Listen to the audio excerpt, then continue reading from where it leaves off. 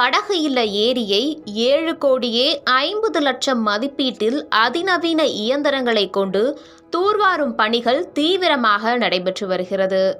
நீலகிரி மாவட்டம் உதகையில் முக்கிய சுற்றுலா தலமாக உதகை படகு இல்லம் திகழ்கிறது.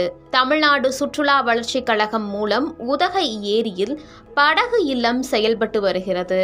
இந்த ஏரியில் வணிக வளாகங்கள், ஹோட்டல்கள், வீடுகள், தங்கும் விடுதிகளில் இருந்து வெளியேறும் கழிவு நீர், மேலும் விவசாய நிலங்களில் இருந்து அடித்து வரும் மண்ணும் படுகிறது.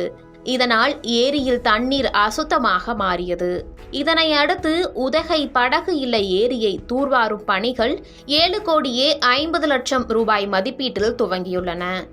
அதிநவீன இயந்திரங்கள் மற்றும் ஜேசிபி இயந்திரங்களை கொண்டு ஏரியில் படிந்துள்ள வண்டல் மண்களை அகற்றும் பணியில் ஊழியர்கள் தீவிரமாக ஈடுபட்டு வருகின்றனர். 2 மாதத்திற்குள் 8 மீட்டர் ஆழத்திற்கு தூர்வாரும் பணிகள் நிறைவுறும் என்று சுற்றுலா வளர்ச்சிக் கழகத்தினர் தெரிவித்துள்ளனர்.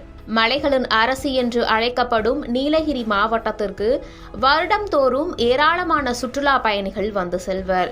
இதில் கோடை காலத்தில் சீசன் டைம் என்பதால் அதிகமான சுற்றுலா பயணிகள் வருவர். படகு சவாரி என்பது நிறைய மக்களுக்கு பிடித்த ஒரு விஷயமாகவும் இருக்கிறது.